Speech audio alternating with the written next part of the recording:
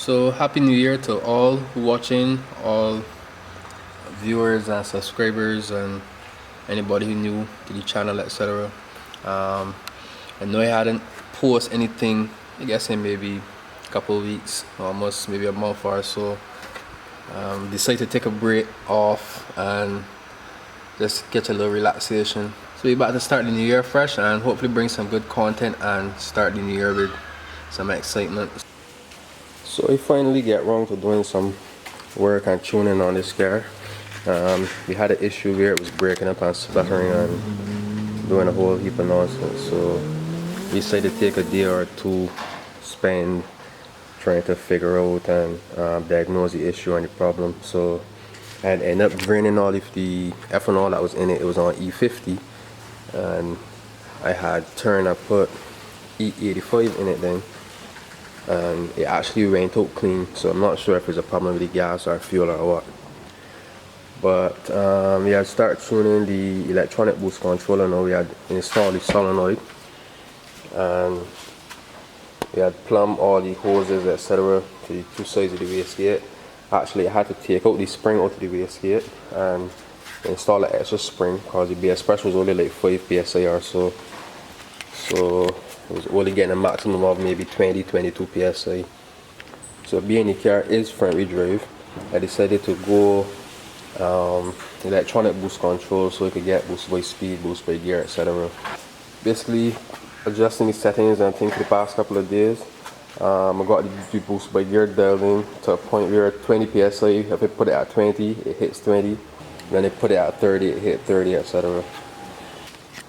So at this present moment the boost solenoid reference for the boost controller was teed into the fuel pressure regulator hose off of the manifold.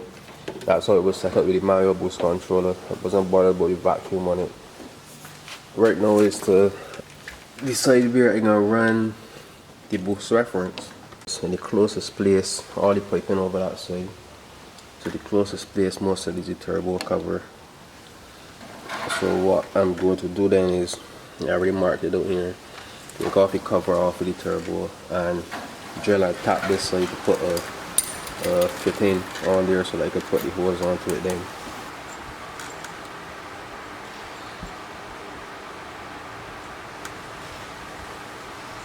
Alright, so this little dot right here is where you want to drill the hole and tap for the fitting then to get this boost reference.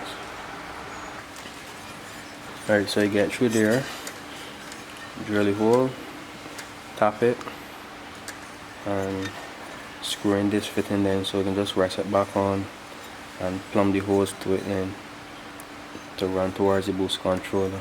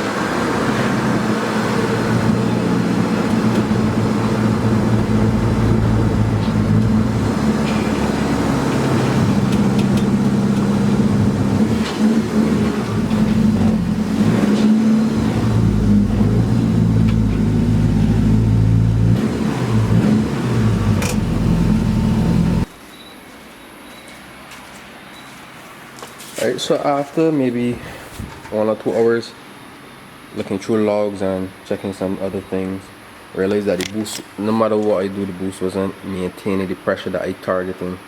It was always overshooting, and I pulled down boost controller, boost solenoid, etc.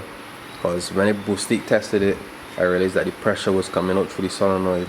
I pull apart the solenoid, check the solenoid, realized that nothing is wrong with the solenoid when I test it directly to the pressure source. So that wasn't the problem. So when I pressure tested the wastegate, then I realized that when you put pressure at the bottom, pressure comes out the top, which isn't supposed to be the case. Basically, it's supposed to obviously pressurize the bottom of the diaphragm and open up the valve, but it's actually coming out through the top of the wastegate. Alright, so this setup basically is to show that the pressure where it's supposed to go in. I usually use this setup to test the estimated base pressure or so of the wastegate spring. So I'll be able to monitor the pressure going in, the gauge pressure going in, and see when the wastegate starts to crack open, and at least to get an idea. But as I pressurize the system now, you can see that all the pressure coming back up to the top.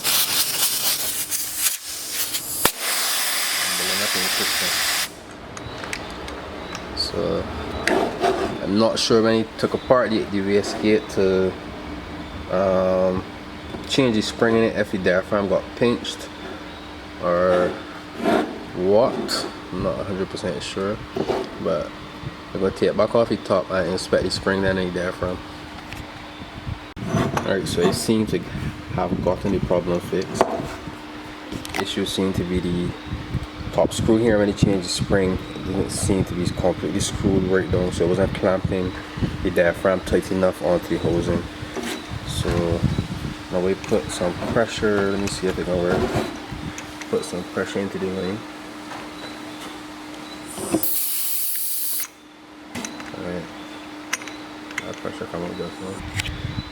Alright, so that issue seems to be fixed, so hopefully it will be just to rest it back on then tonight then, and maybe tomorrow get some couple of test pulls in and just verify the logs and the data then, and make sure that everything on point where it's supposed to be.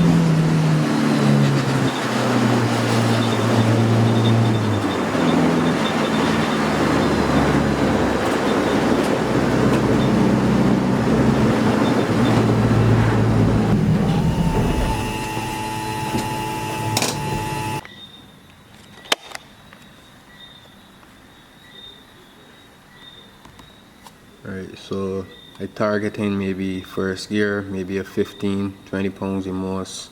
Second gear should be about 20-25. Then third gear maybe 35 the most, up to 40. So we'll see how that work out then, and see if the boost solenoid give the correct boost figures and hit the targets. Because the compensation tables are the main thing I was playing around with to get them as accurate as they could. So it's accurate up to maybe about 30-31 psi. So I haven't traded above the 31 psi as yet, but we'll see how it works. So now I feel it's pretty close.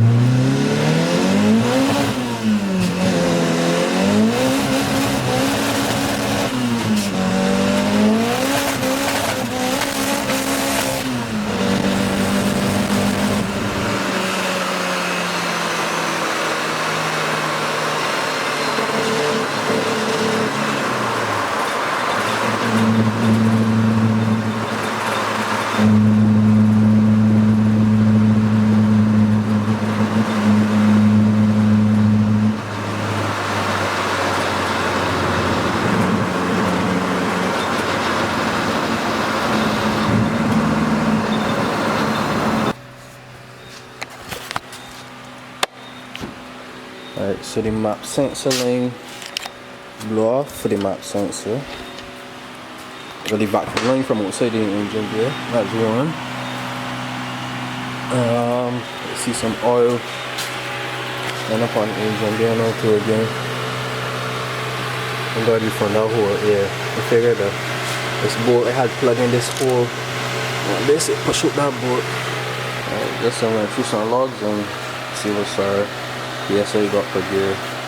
The fourth gear and got a good pull since the map sensor blow off.